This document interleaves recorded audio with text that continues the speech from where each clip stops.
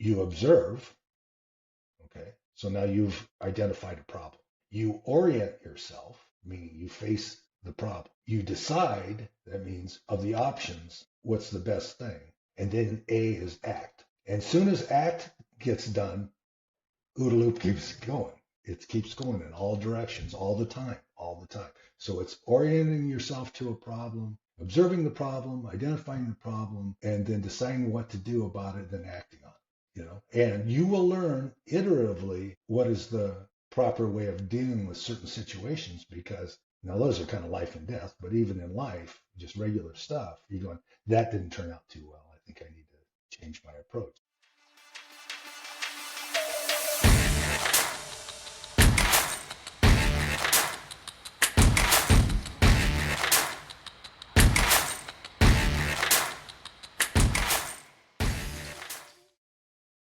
Uh, yeah. So I'm glad that we got this whole equipment thing straightened out. My God, we look so good. And if you're watching Headsets? headsets, Look at this. Look at this.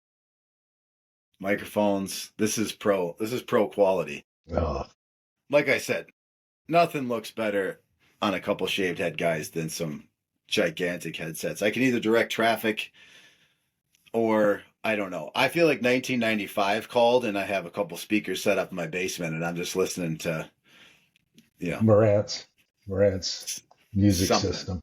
Right. But here's the deal. I told Joe Rogan, we're not fucking coming to Austin. You got to come to us. That's the way it is. Yeah. Pause. We'll be there. We'll get you. We'll get you some walleye. Don't worry about it. What are you doing? Drawing pictures or something? Just Oh, trying stuff. by the way, here's a cool thing. Pay attention. Your dad's speaking. Make eye contact. This is all professional studio shit. I got to teach you. So mom's upstairs putting stuff away from the move, right? And here's a little handwritten note from Granddad, Mathew, right? It says Mathew on it. And you open it up and it says, "Get your ass in gear." I love it. Can't hear you. We're so good at technology right now. Just flying. I said, what year is that from? Oh, it had to be in my 20s, I'm sure it was something where I was debating, work or this or that. It could have been during a wrestling season in college. I don't know. That's all. There's That's no all other the inside reference. of the note. Yeah, but it's not nice and folded, neat. Matthew, get your ass in gear. Like I gotta tell you something super insightful. Just get moving. What we need here is some activity. That's perfect. Well, Here's one of the subtleties I was just telling Mom back because it made me think of them. And somebody was asking me something about him, and I said, "Well, he was a Mustang colonel." Mom goes, "What's Mustang colonel?" It's somebody who goes from an enlisted to colonel. They didn't go to the academy; they went right through the ranks, and so they're pretty rare, and it hit me that he bought the Mustang. And see, that's a military slang. That's not a real thing. That's just slang, right? Mustang. And I thought it just went, that sounds exactly like him. And if I would have finally, got the aha moment with the colonel, he go, right. Duh. everything was done on purpose. Everything was right. Done. Everything was done on. There's always some kind of unspoken subtlety to something, or which anyway. that would probably work out in the time frame, right? Oh yeah. Well, enlisted, what, 1990? Well, 40. 40 what? Actually. 40. 40 left in 41. Right. So 1964 and a half is the first Mustang. Yeah. That puts 20 years. Yeah, that would put right. Yeah. One of our favorite vehicles that he had and have no idea that it had. Not only was it the first year of the Mustang, it had real, actual value, sentimental value to it. But the interesting thing about that cat was those kind of things were not something he would tell anybody about unless you asked him. And then he would go, yeah, duh. You know, that's what's so funny about that kind of personality. It's like, it's not important that you know what it is. It's important that I know what it is. Right. And I think it's interesting because we talked about this uh difference in generations on our couple of shows ago, right? And talking about masculinity and perception and this day and age people trying to push it Did you forward. Or did you just say masculinity? I did say masculinity. Push it forward, or like have so much bravado and a show about it, right? And that World War II generation, it was not a thing, and I was privileged to hang out with, be around him so much, but then also his friends, that grew up with him that became very successful too. And then because I would go golfing with them, they would then tell me the stories about him. And because of the time I spent with him, I would then get something out of him. But it was always like years later in reference, where it's such a breath of fresh air, because today we would tell you everything that we've done, or most people would, like, well, I did this and I did that. And then whenever we get in those conversations about Granite in particular or that generation, I'm like, for him, I'm like, the best example I have is Forrest Gump. I mean, it was like you watch Forrest Gump and it's like, and obviously it's a fictional story, but and then he did this and then he did that. And it wasn't really until the back end of his life, or even when he passed, you hear from his friends or things that we would read about or we found when we were going through his stuff. You're like, what? This is, and today people would be writing Oh, books and then oh, all over. It it'd would be be all even over greater. Instagram with this stuff. Now, look Right. at me, look at me, look at me. I think that they had a certain humility, that they had an appreciation for other people's skills. They did what they did, and and not that they didn't have pride in it, but they just didn't talk about it. And it wasn't a like a secret kind of thing. They just weren't braggadocious. No, and I think it was, and I had, again, a lot of really good quality time with him, private time with him. Um, I remember it was not too long ago I was having this conversation because, 9/11 for us was the closest thing we had to the Pearl Harbor, right? Being attacked in our country like that. And prior to 9/11, so yeah, I was back into high school. I interviewed him for a college history paper. And I remember asking him, because him and grandma were married the day of Pearl Harbor, right?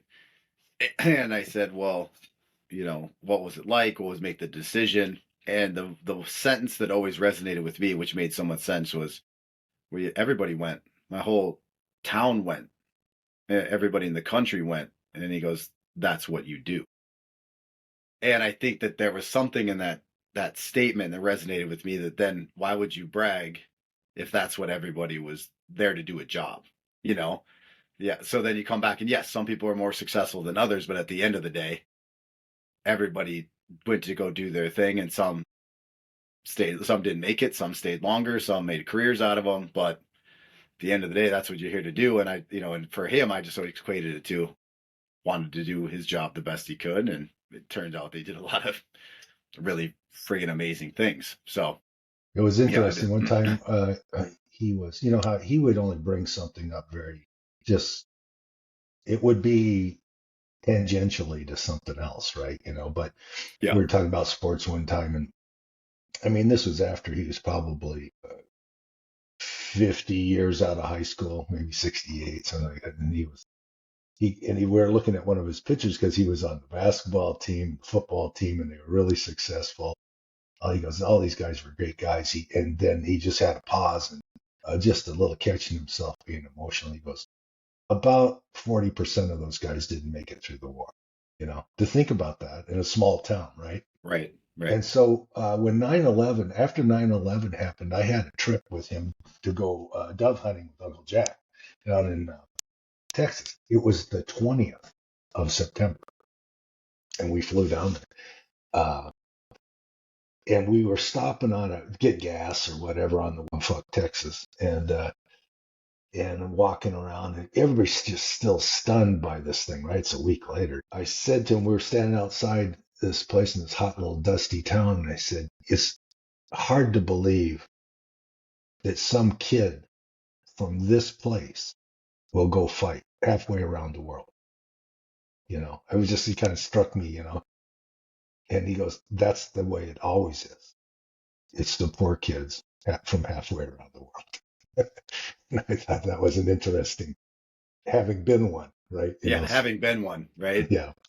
Yeah. So, And I think that's, I think we could do an entire podcast on, I've said this to, my youngest brother, Christian, who's in film now. I was like, if you could do anything in your career, at some point, make a movie about that guy. And everybody's got their relative yeah. and that's great. And obviously it's huge sentimental value and respect from us because we were so close to somebody. But I remember, he'd gotten, it had some procedures done, and he was golfing later in his later in life. And so when I would go live with him and stay with him for the summer, we'd golf all the time. And he went through this phase where it was just like, was one of the times I was out there, he couldn't go golf. But it also happened to be, whatever, it was like the 75th, maybe I'm wrong. Yeah, maybe it's right. 5th or 70th anniversary of like high school graduation.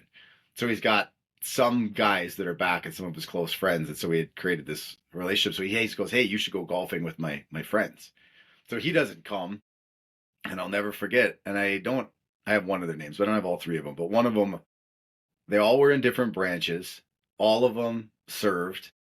All of them became very successful afterwards. So one of them, I think, was a surgeon in the Army. Then he became a heart surgeon afterwards. So very brilliant, smart. One of them, I don't even know how he ended up doing this, but obviously from the same area, ends up flying for the Royal Air Force in England instead of, like somehow the connection, he ends up flying for them. And I don't know how that transpires. But then he ends up, if I remember right, owned Culligan Water for the entire West Coast. So successful guys. I think it was the heart surgeon. I don't know. We were out on the golf course and of getting to know each other and having a nice time talking to each other. And I'm still in high school. And the heart surgeon he goes, I want you to understand how amazing your grandfather is. And, to have another man say this about somebody else out of respect is so cool. Plus it's your grandfather. And he goes, we grew up in the Depression in a small town. And he goes, when you hear the phrase, you grew up on the other side of the tracks, your family is from the other side of the tracks. And he goes, the town's not very big. And he goes, but then on the other side of the railroad tracks was dusty and nothing there. He goes, that's where you're from. And he goes, your grandfather, he goes, we were in high school. He goes, was the captain of all sports that we played in. And he goes, he was amazing. He goes, then he goes and has this military career. He goes, that surpasses every single person around here and higher than most.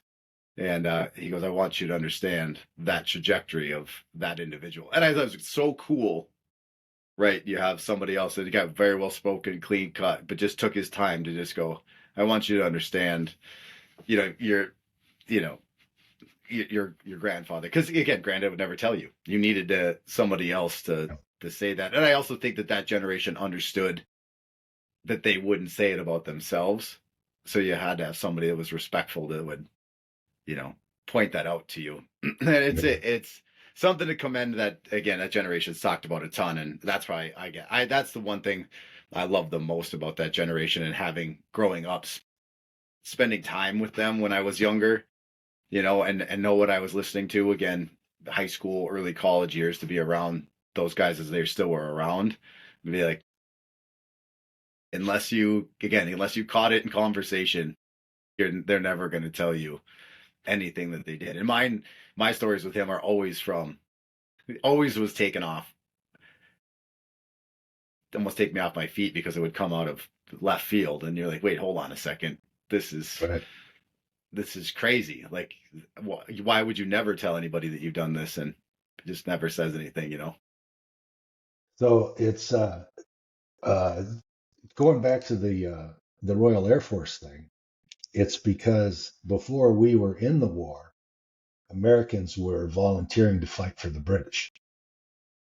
And so Montana, they go to Canada, enlist in Canada, go over to England and fly. And Granddad wanted to do that. He was learning to fly and stuff. He said, "Thank God I didn't do it." It was about a 90% death rate for At the time, what? at the time. So, his friend, I don't know if it was Merrick or whoever it was, but the people who It actually was. survived that would be I think it was very, Merrick. that's hen's teeth. You made it back by that. Right.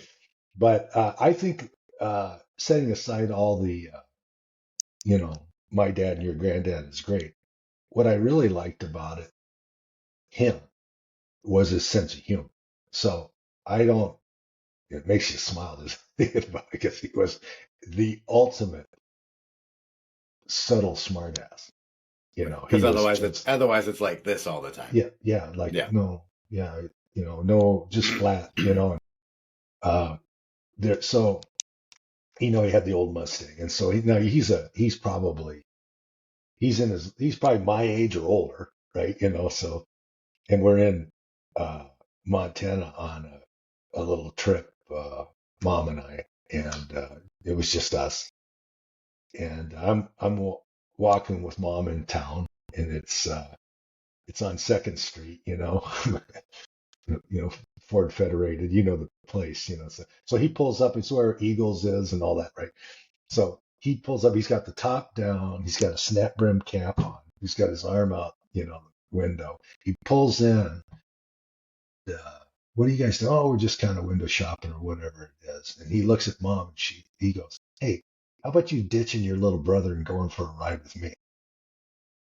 And he just jumps and they take off and go, ride up and down the valley and stuff. But that was the kind of guy he was. Of course, they were very close, and which I'm super grateful for that she had, because she didn't have that kind of. Yeah. It was good. It was These good. those stories are always good. I think when we were traveling, you and I together, it always comes back to, you know, how much, you, the where he was in his career in life, were privileged to spend a lot of time with him. And then even after he was retired and, you made it a point, obviously have a great relationship together. And then that in turn, what gave me the privilege to have this great relationship with him too. Of course, I'm sure as all of us age, there's different perspective and you're able to reflect and spend time, with people and hang out. And so, yeah, I have lots of good stories and conversations with him that he was just to this day, it just crack me up thinking about, you know, uh, and literally what I would say, like I said, a man's man, but at the end of the day, the best hug when you got there and the best hug when you had to leave. Yeah. And on the surface, I like I said, for me, visually on the surface, about as close as you're going to get to somebody that as they got to their 70s, their 80s, it's like still looked like a movie star, as far as like, was he like 6'1"? He still was in shape and could deadpan you from a mile away and was always analyzing the room, but was loving and caring and funny. But you had to make your way in the circle. You had to be in the circle. You had to be in the circle of trust. Otherwise you got none of it. But if you were in, it was a great place to be. And it was a lot of fun. It really was. I know he would say things, and he was always, and both of them, because they learned, they came from dirt poor, and then they were I mean, in his career, they were just with high end people, high end people, all over the world and entertaining. They had to learn all of that. You come from a place where you're, butchering the cow out in the yard to, we're having champagne ice fountains and stuff. That's quite a leap, and but he he always had that kind of he never forgot where he was from, that's for sure. And he had some humility, but always very polite, and I could use a little more of that from time to time because he didn't want you to know what he was thinking, but how many times he'd be so nice and engaging with somebody and they'd walk away and he'd go, "What a dipshit." And not in a 5 minute, like an hour. Yeah, or yeah, someone stopped by the house and knocked on the door, and it wasn't always and I'd be staying there for a week to 3 weeks at a time, and somebody'd come in and they'd have a full conversation in the living room and bunch of topics, and looks like they get along or they're friends, and bye, see you later, hugs, they leave. And he'd turn and look at me and be like, oh my God. And you would never know. You'd never know. He was just so good at it, at just being relatable. He was dead on, and he was generous, and he would take care of people. I do think a little bit of that loyalty to a fault is leaked through, and that where you just want to take care of people, and then, sometimes you get burnt on that. But the upside of this is you don't forget, and that was, if you did that to him, he was still very cordial. But you wouldn't know that he's pretty much done with. He's, yeah, yeah. You've stepped outside the circle. yeah, yeah. You think you're in still. You think you're Yeah, in, but because he's you're being really, polite to you. So, no, yeah, yeah. yeah, but So you're not. there's a lot of lessons that guy taught, and as any family has characters in their life, and you should really honor that and respect it. Certainly was fortunate to be part of it. Uh, so I was thinking today about I have been struggling recently with people who in a work setting that are just their arrogance is beyond their skill sets. And it's a bit of a going back to that conversation I was going to say that seems to to fit. to be polite and professional but direct. But you still every once in a while you want to get the zinger in, even if they kind of walk away and go, wonder what he meant by that. And I think that's important for people. Maybe that's a good topic. Part of the topic today is how do you deal with people who are incredible pains in the ass, and they're not respectful people. They're respectful of themselves, but not of others. And I think what I've found over the years is you give them enough rope to hang themselves. They talk and they talk and they talk, and you go, okay, I see what you're, but I have a different perspective on that, and if I may offer it, and you just kind of give it to them, and people are used to, and this, I think, in the environment that's happened in particularly the last 5 years, because you're isolated, you're virtual, you're doing. I just puke out what I think, and you're supposed to accept it, because you'd be rude if you didn't accept it. And that's not really the way the world works. Discourse is a polite debate. We don't have to agree on things. We've talked about that before. We don't have to agree on everything. Uh, and sometimes, I'll have a differing opinion that I'm not really, my pick is not stuck in the ground. Like my life doesn't depend on my opinion on that topic, you know, but I have a different view of it, right?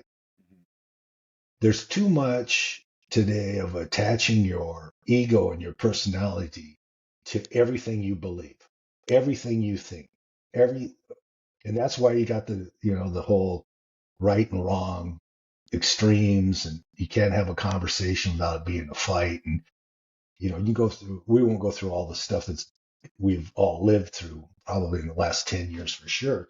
But the reality is, if you're going to go through life being correct on every issue, uh, one, you'll be alone, or you'll have very few people.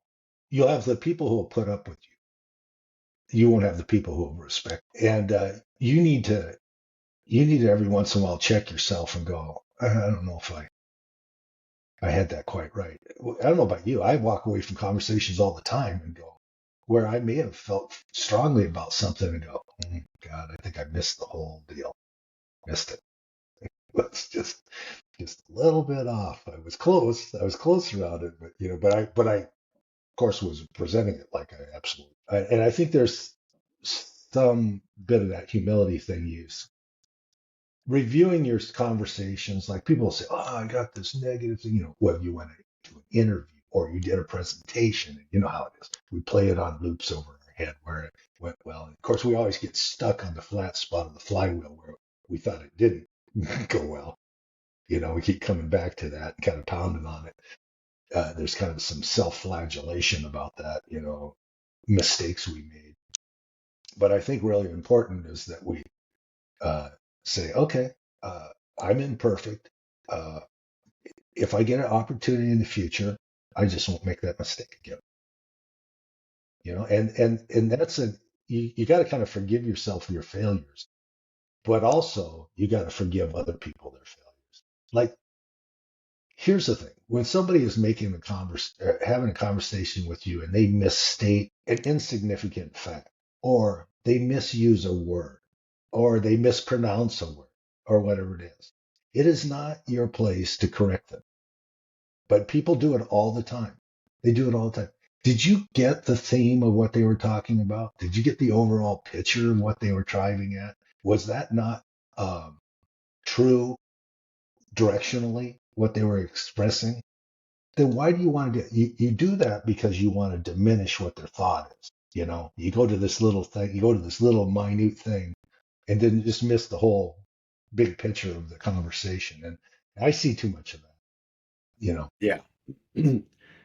I think this is a good topic, and I think it ties back into like you said, to the conversation of, you know, to growing up and talking with granddad, and having humility and the ability to talk to people. And I spent my whole career working with multitude of people. And I also think we always go back to sports backgrounds too. You don't hang out with it. If you're on a team sport, you're not hanging out with everybody all the time, right? If you're in the practice setting or in the competition, that's the essence of the team. We're bonded together for this one thing. But then when it's done, or it's the end of the practice, the end of the game, we may never hang out because we don't see eye to eye on stuff, or we just don't jive, and that's okay. But they have to have that commonality together, and that nature to come together. And I think there is something that does happen in public with, like you said, with people of, they have to be right all the time. And I think what's really important is, like the essence of, we talked about creating this podcast. It's about learning, and it's about understanding that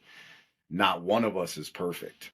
It's about a never ending chain of failures, that if you choose to learn from those failures or those missteps or whatever, to then retool and grow from them, then we can ultimately try to attain the best version of ourselves.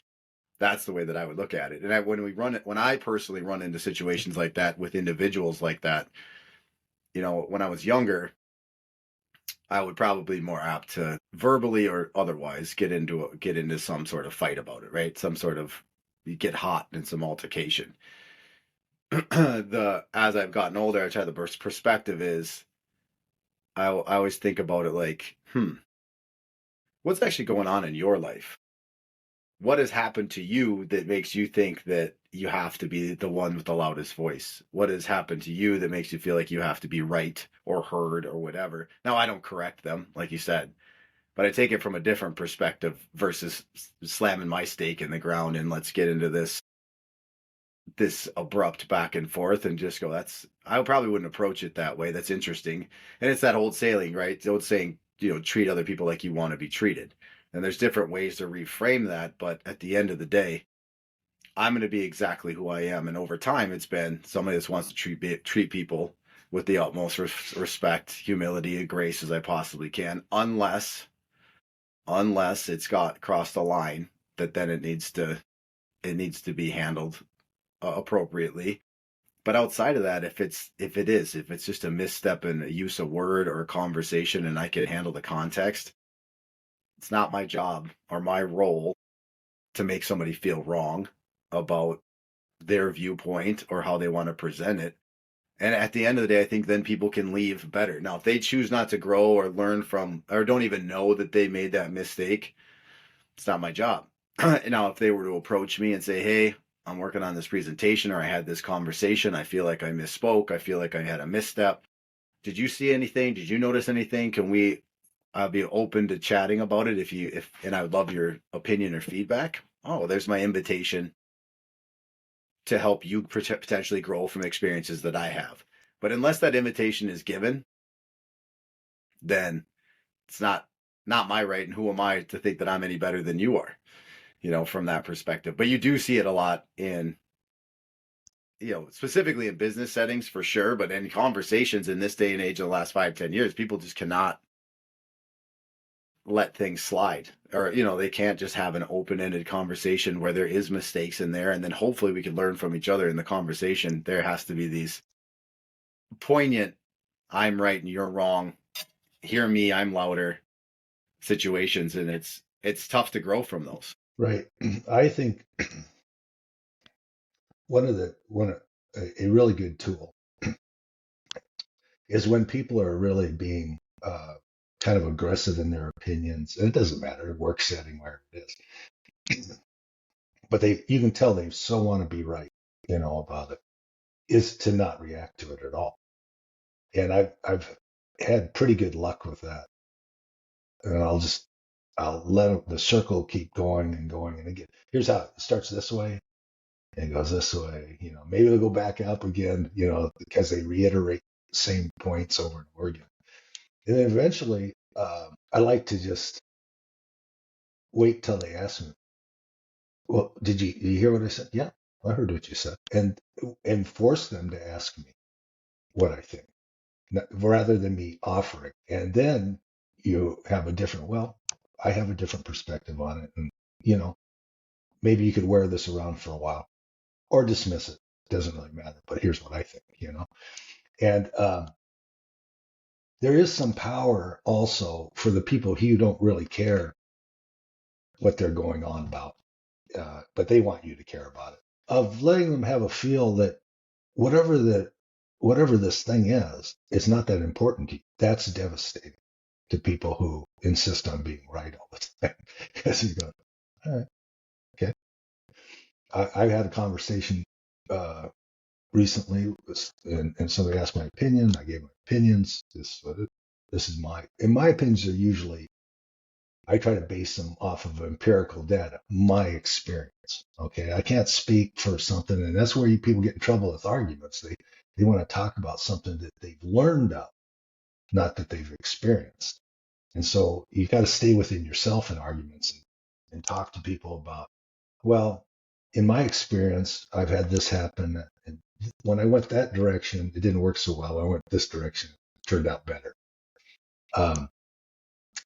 But most people want to be the loudest and most important person in the room, and it takes a while because look, we're competitive people, and I really want to slam you because I think you're somewhat of a dork, and you're kind of off base about what you talk about. You may be pretty good communication wise, but uh, one of my favorite things to tell people, well, you've got a great argument, but half the facts, so let's fill that out for you.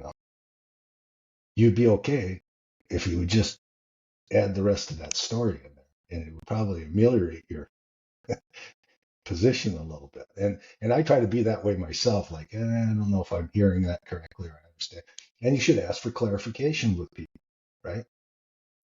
But not telling people, explain yourself to me in that kind of way, because that's a real frequent kind of retort to people when they don't like, explain yourself. I don't feel like I need to explain myself to you.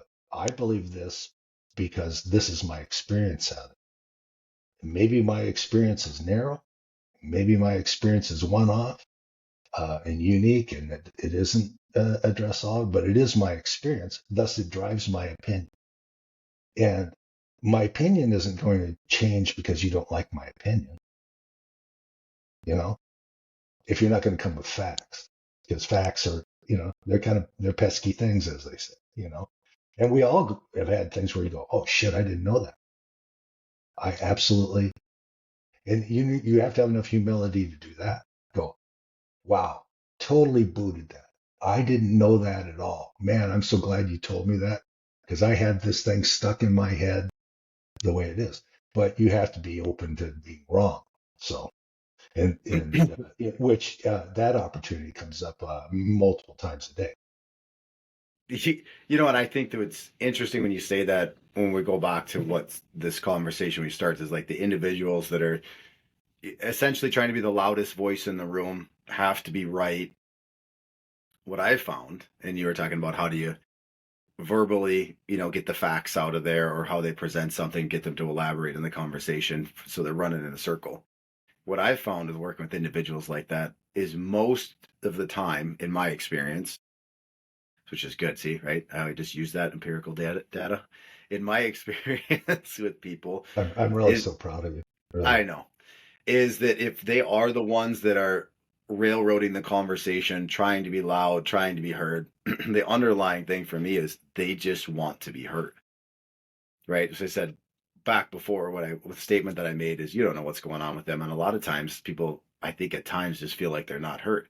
So I found these situations where, again, having a nice demeanor and listening and engaging in the conversation, I'm not trailing off or looking at my phone, but I'm engaging as far as I'm present. These individuals will talk and talk and talk and talk. I may disagree with 90% of what they're saying, but I'm just listening and I'm present and I'm being a good listener and I have good eye contact.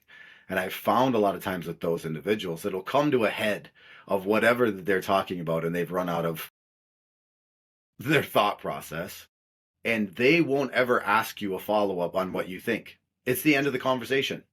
They'll be like, okay, well, have a nice day.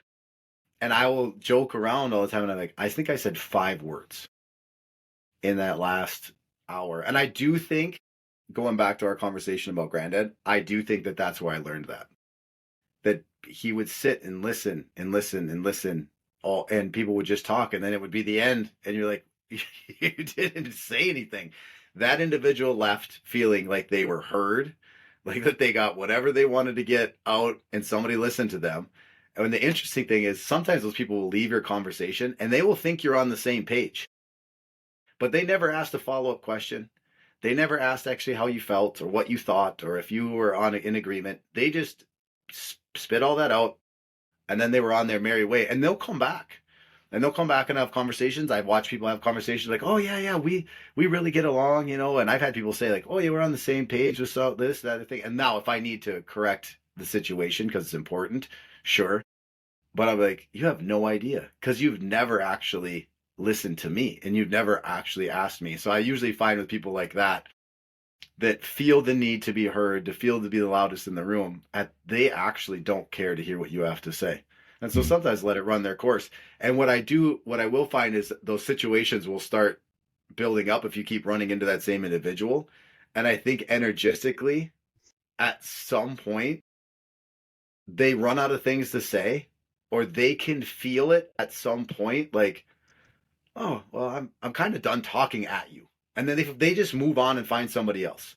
So we never actually fostered a relationship. We never had open dialogue and communication to learn from each other. We just, whether it was a work setting or you were a customer or you were a client, you just wanted to talk to me or talk at me as much as you could. And when you ran out of things to say at me, then you just moved on to the next person. And for me, I'm like, oh, well, that person thinks we've created, quote unquote, we've created a good relationship on paper. They've left the conversation feeling good about me, my business, whatever. But I'm just like, you're not willing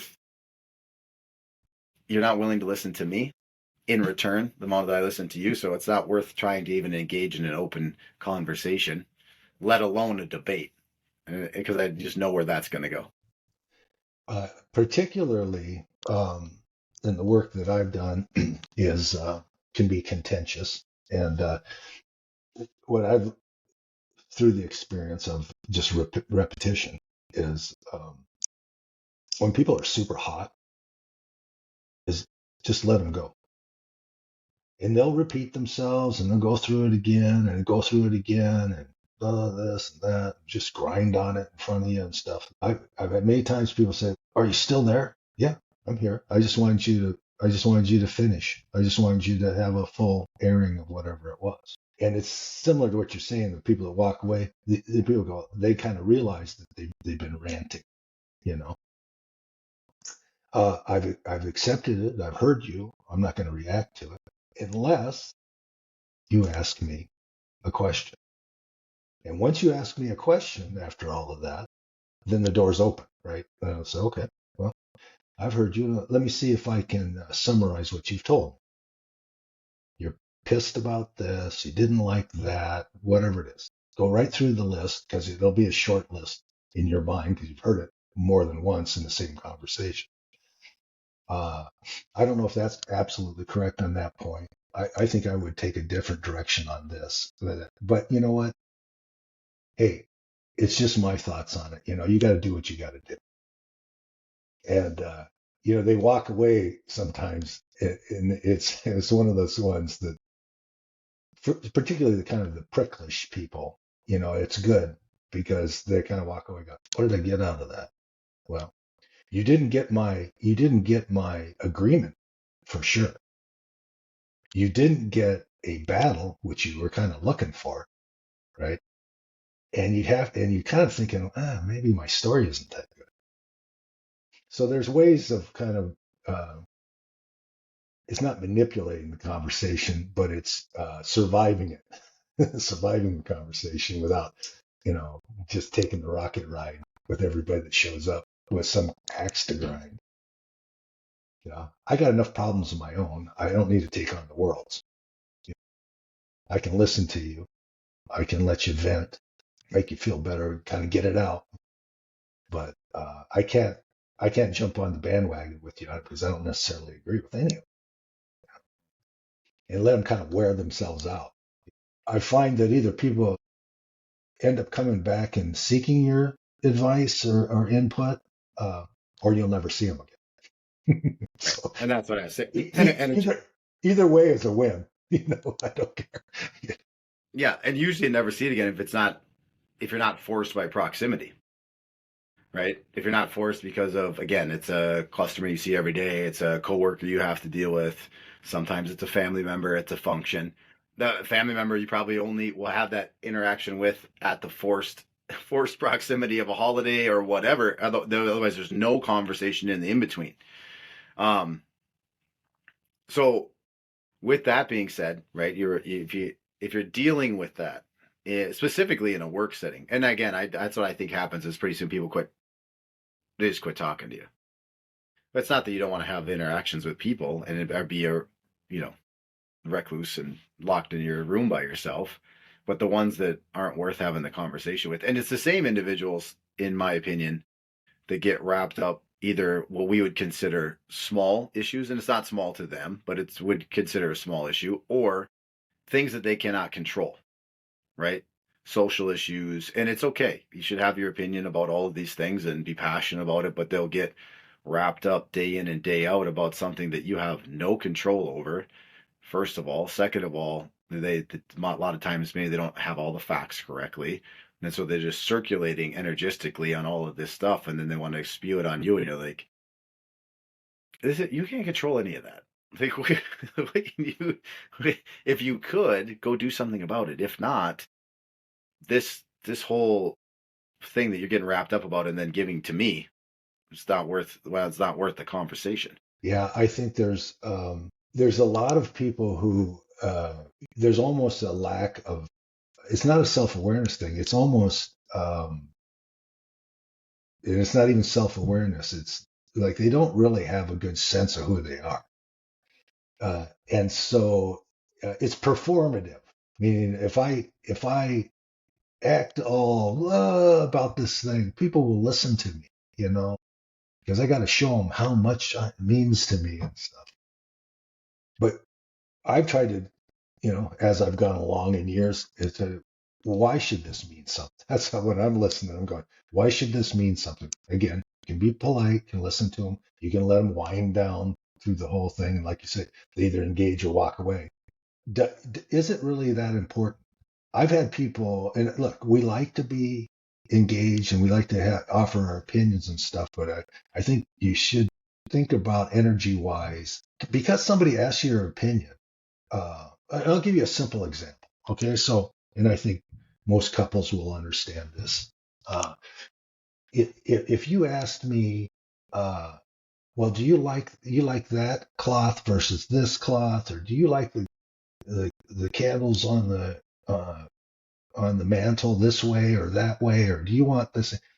Now you're going to ask me my opinion, and then suddenly I've got an opinion about something that I hadn't thought about before, nor do I care about. Now I don't know. Maybe the left or right. Maybe they should be in descending order. And I'm going through this thing, but this has become a running joke with your mom and I. It's like I said, don't ask me that because I'm going to go down the rabbit hole, and I don't really care. I know it's going to look good. It's going to look good, and at the end of the day, it's going to be fine.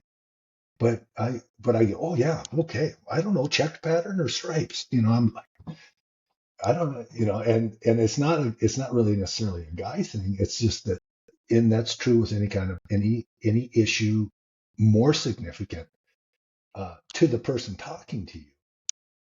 Do you really need to spend time going and making your point and your opinion known on something that you really have no ownership in nor care about? No. You don't, but it's so ingrained in us. We're like Pavlov's dogs. Oh, ring the bell, get a treat. Ring the bell, get a treat. You know, ask me my opinion, I'll give it to you. Ask me my opinion. I'm right here. I'm ready. Anytime you want. What do you got? Give it to me. Like you're sitting there like in a goalie blocking shots. And it's like, so that's kind of that. And listen, I'm certainly imperfect in the application of it because there are times there's just the competitive mean little kid in me wants to just slam you. And some people just deserve it, and they're rare, and I don't care if they are around me again. They just need it. But for the most part, people are like, here's the people that are overly they share too much about their personal life, the old TMI, right? I've been on calls with people and they keep on referring to their wife or this or that. Oh, my daughter's getting married, and I've heard it for 6 meetings in a row. Got it. Not the first person to have children, not the first person to have one of their kids get married. I understand the excitement of it. I understand all the things that go into it, but it's kind of one of those situations where really your self-awareness is that nobody in this world has ever experienced that. That you have to bring it up continually. And I just use that as a simple example. But so people will do that in personal. I got this.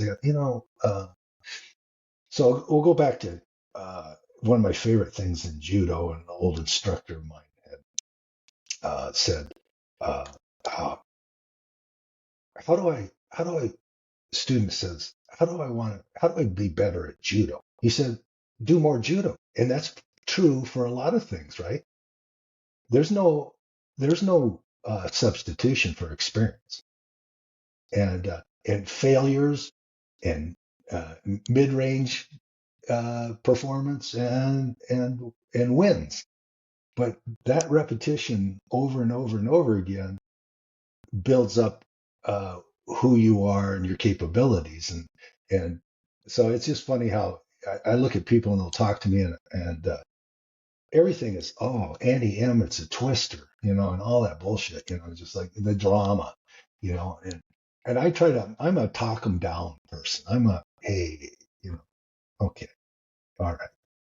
So what you're saying is this is the issue. What would you like to do about it? Well, I was thinking this or that. Okay. The other part is, what would you like me to do? How can I help you with the issue? Are you asking me for my help? So, it forces them to say, well, I need help. Not like you had to discern it from their whining, about something. But a lot of times people just need recognition of their problem and then forcing them to voice what their solution is to the problem and saying, I think of those three options, the first two are pretty viable. So either one of them probably pretty close and they're going to be successful. So why don't you pick one and run with it? Not a, and so people want that kind of pat on the head like a child, we all do, sometimes I'm not quite sure where to go and I'm in between. So anyway, that's an everyday life thing. So going back to this, did you have something to say? Go ahead. So I was going to go back to this military thing because it's, because I grew up in all that and I've studied it a lot. It was part of my life. one of the things, and I think I've talked to you about it before, is called the OODA loop. And the OODA loop is OODA loop. When back in the 60s, they were trying to improve the ability of our combat pilots to dogfight. Okay. Thought they lost some of that, in the 50s a little bit. And, with the advent of long range rockets and stuff like that, so yeah, yeah. So there are basic skills that are still important to a pilot. But the OODA loop is this, and it was designed by a colonel. I can't remember his name right off the top of my head, but the OODA loop is this. It's constant. It's constant. It's 8 directional all the time. And you can imagine that, at the speeds they're going, your mind's got to process it pretty good. But the OODA loop stands for this. Uh, you observe, okay? So now you've identified a problem. You orient yourself, meaning you face the problem. You decide, that means of the options, what's the best thing. And then A is act. And soon as act gets done, OODA loop keeps going. It keeps going in all directions, all the time, all the time. So it's orienting yourself to a problem, observing the problem, identifying the problem, and then deciding what to do about it, then acting on it.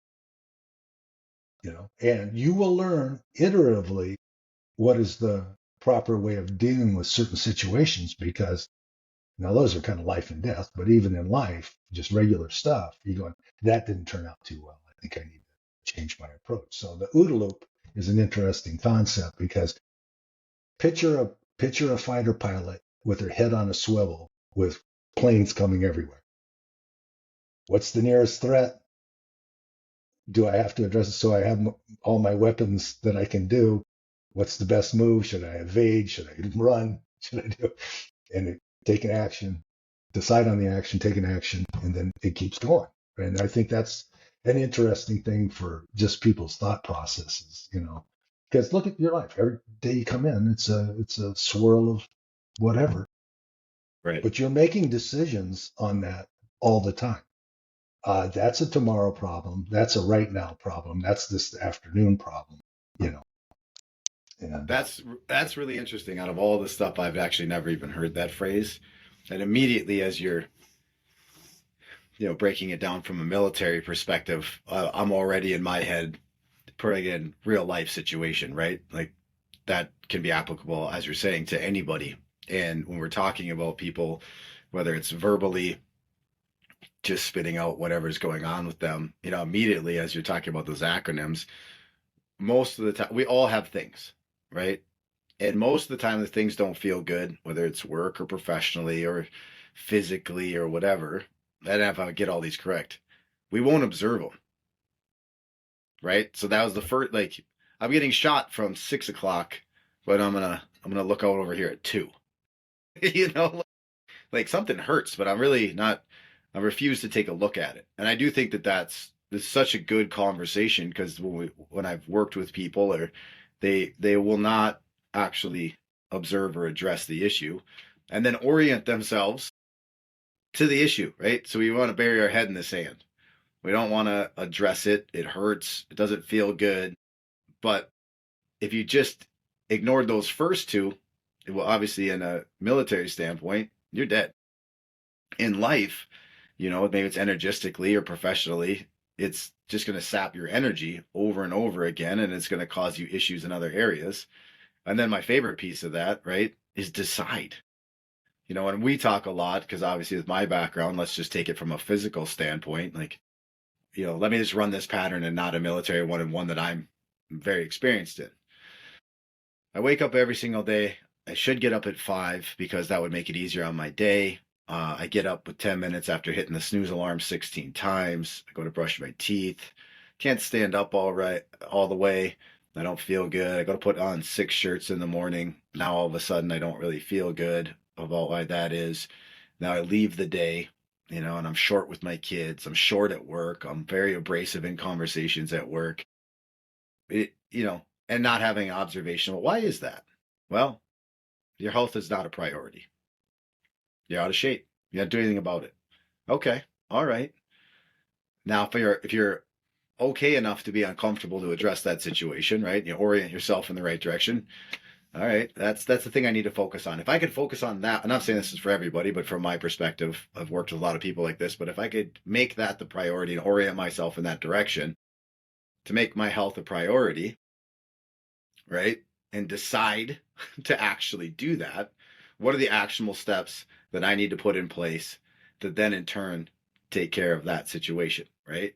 Now, from my opinion and experience, let's say with most people in our country right now, if I were to do that one thing, now as other things come up, work, relationships, finances, whatever, and if I learn to do that with my health, it's probably easier for me to observe these other situations and orient myself to create, to decide to take action because I learned how to take action on this one thing that wasn't working for me and I got it right and I was able to. So I really like that. And I probably will use that again, but it's not I probably have never heard it that way. And I've actually never heard the acronym.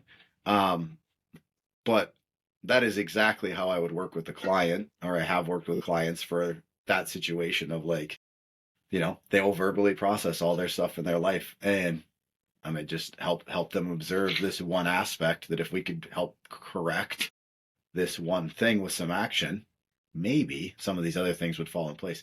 The OODA loop. I That's like right. it. I'm gonna walk away right now today with the OODA loop. Yeah, that's Yeah. And it sounds cool. and it sounds cool. I know. Yeah. I was like, wait, I was waiting for the, it's a flying maneuver. No, that's great. Yeah. Yeah, So there's lots of applications to it, and so you get to the decision part, and you act, and maybe it didn't turn out there. Then either there's a problem uh, in your observation of what the problem was, or the choice of your decision to address it was slightly off.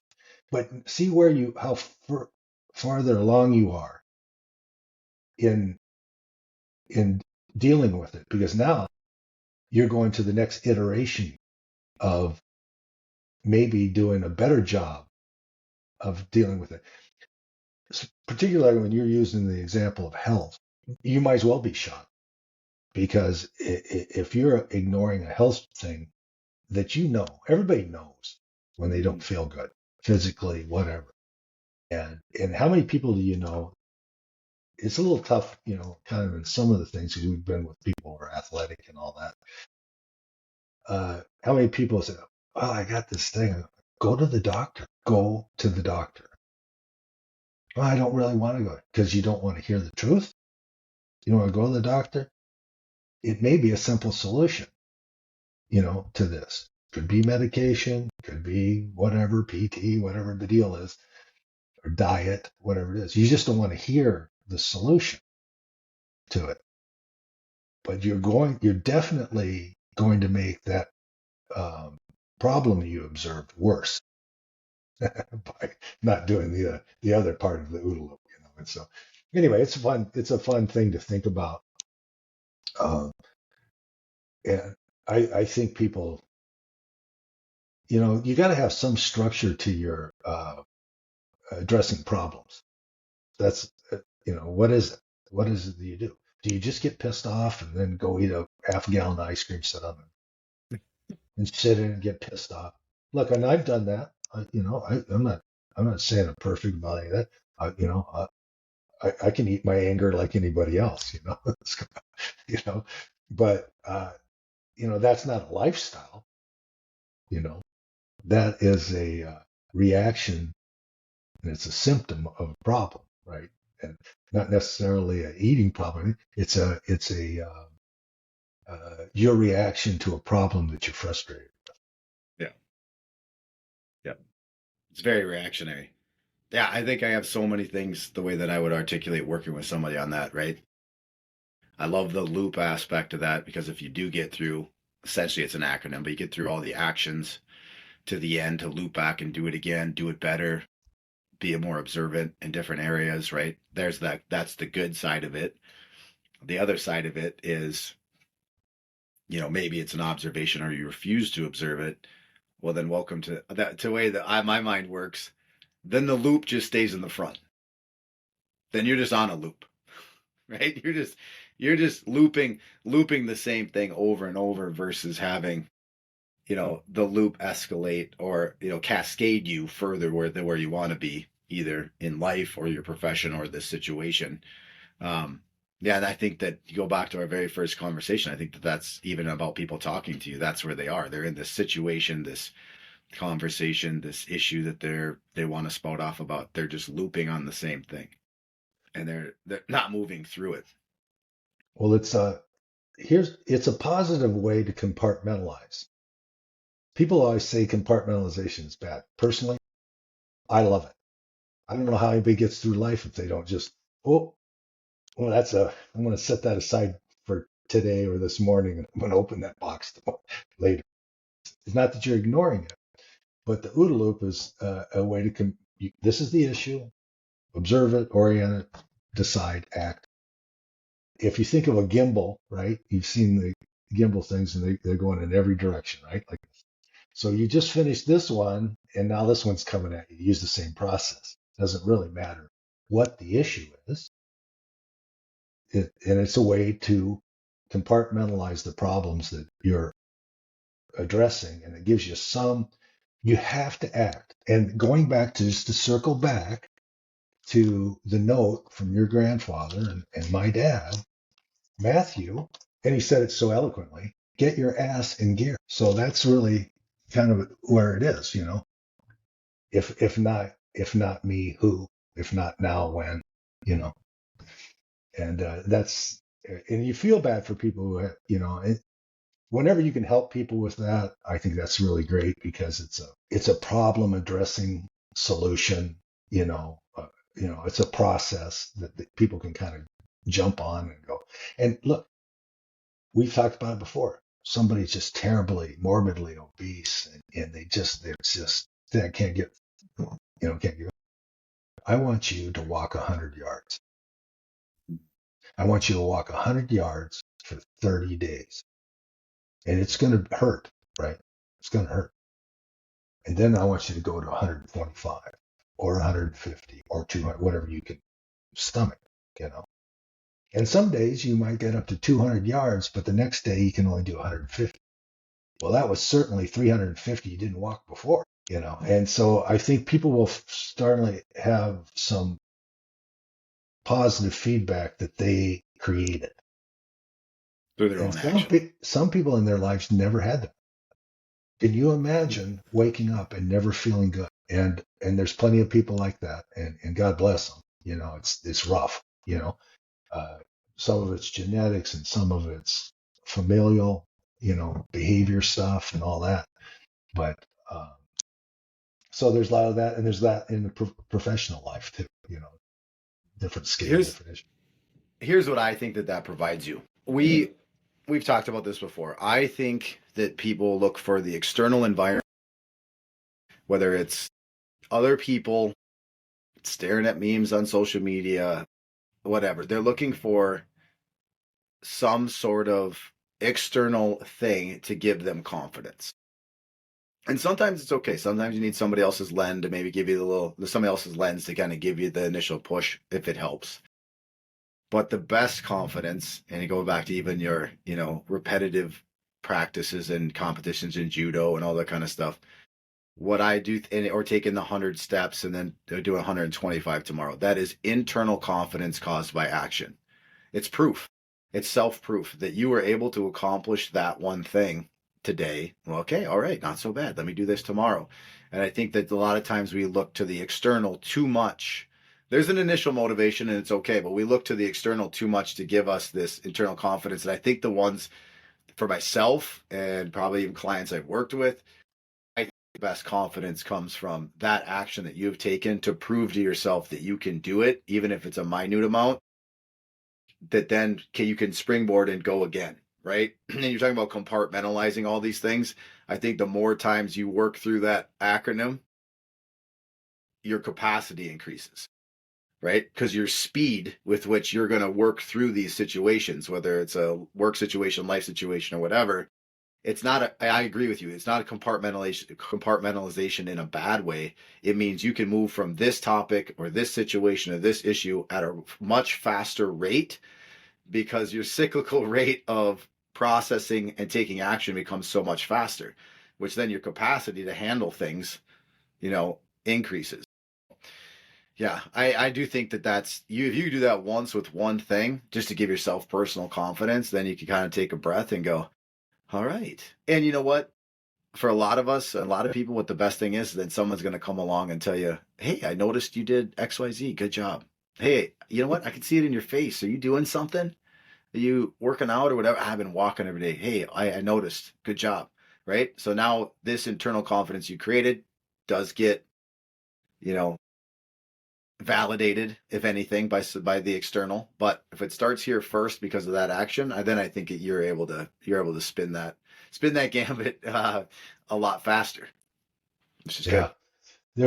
I was thinking of, uh, you know, the fighter, Alexander Usyk, right? He just regained the undisputed heavyweight championship, right? And he's a smaller guy. He's 220. The cruiserweight, wasn't he? Yeah. Yeah. And he's undefeated. But he's a really fascinating person. He's a nice person. He's a thoughtful person. And somebody asked him, "Well, you've done it all. You've cleaned out two divisions. You've beaten all the big names twice. What is your motivation?" He goes, "Motivation? There's no such thing as motivation. I can be motivated today, and tomorrow I'm not motivated. What I have is discipline." And that's so right on, because people can get you pumped up all they want, and you can rah, rah, rah. And then when the rah, rah meets up with the work, uh, hey, it still seems like work. Yeah, it is. So, well, the motivation, the motivational speech didn't do much for me. You go, no, it won't, because they have to go together. there's Right. no, there's no, but I just thought that was interesting. He goes, motivation? What are you talking about?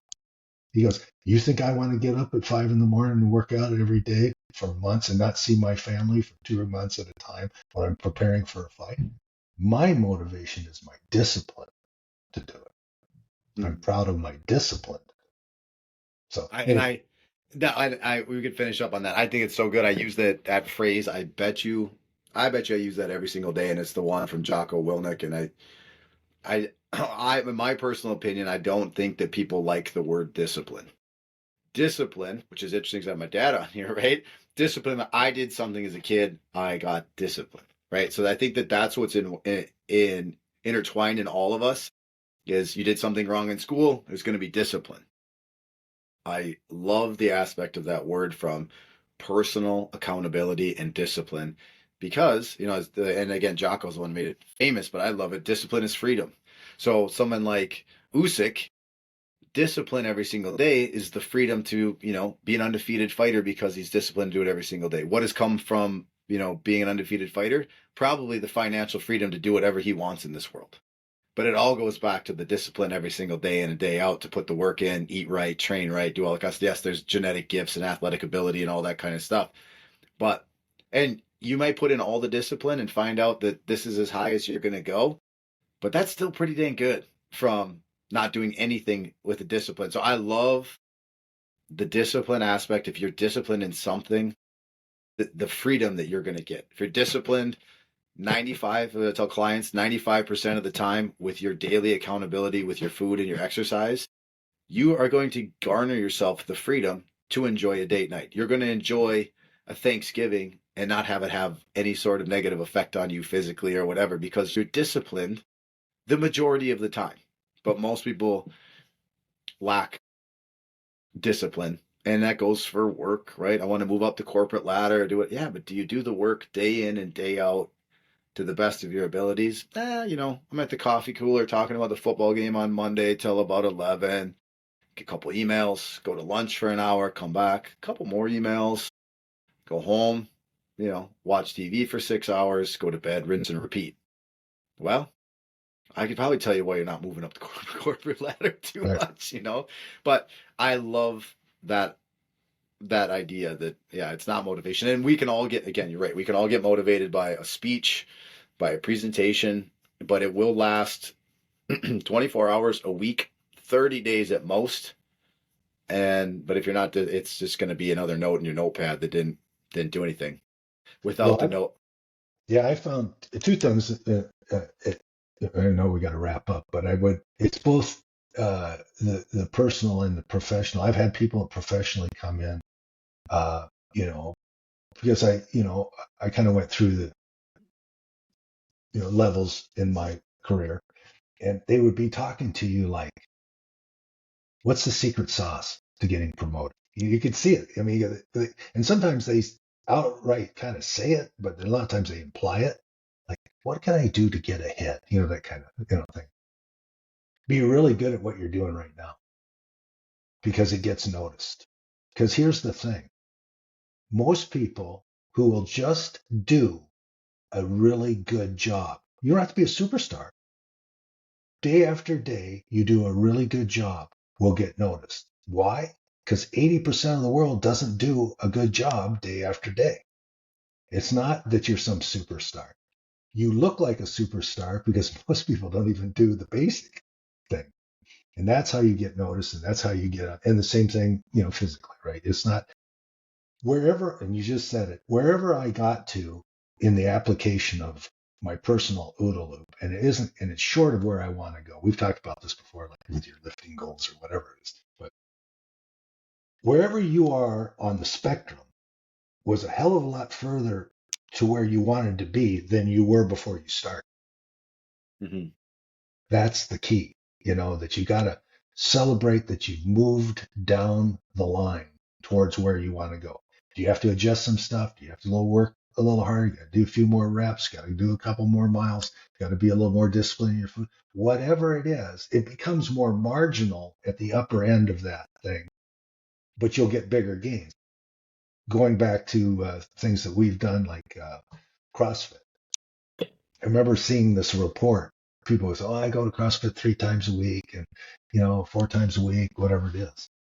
And this study of CrossFitters was, if you will do one more day a week, okay, so 20% more effort, right? So 5 days a week, the increases were 37% in weight, in everything, times, all of it, across the board.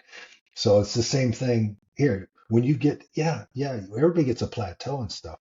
That's because you're getting closer to your goal and the margins are thinner. So you got to work harder at it. You got to smarter at it. It's not,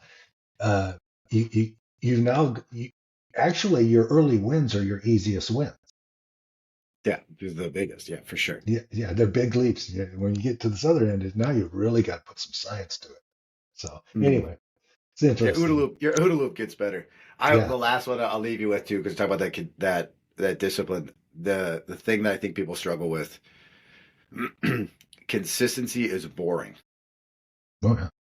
It's boring, and they can't handle that. We will do things repetitively over and over again that don't get us the results, but then refuse to consistently do the good things over and over and over again. They're going to yield these big results because we think it's boring. Working out every day, eating healthy, going to work, doing the exact same thing over and over again.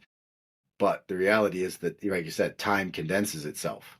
If you just consistently are disciplined, 90 days. We do this a lot with people at work, 90 days. 60, 30, you can fall off and on. 60, you're probably going to create some level of confidence and start getting some wind behind your sails. By 90, now all of a sudden we have an evaluation. We're probably going to have some success. And by that point, you're probably springboarding yourself forward. But to most people, it's extremely boring. You know what? Yeah, I think we're there. I think we're there. And I got the OODA loop on it today. I'm solid today because I got the OODA loop. Okay. I feel like my job is done. If anything, out of all of our chatting and hanging out, I got an OODA loop. That's good. That's right. All right. Well, I love you. The next one, we'll get these up and we'll go from there. All right. All right. See you, Pops. Talk to you later. Talk to you later. Bye.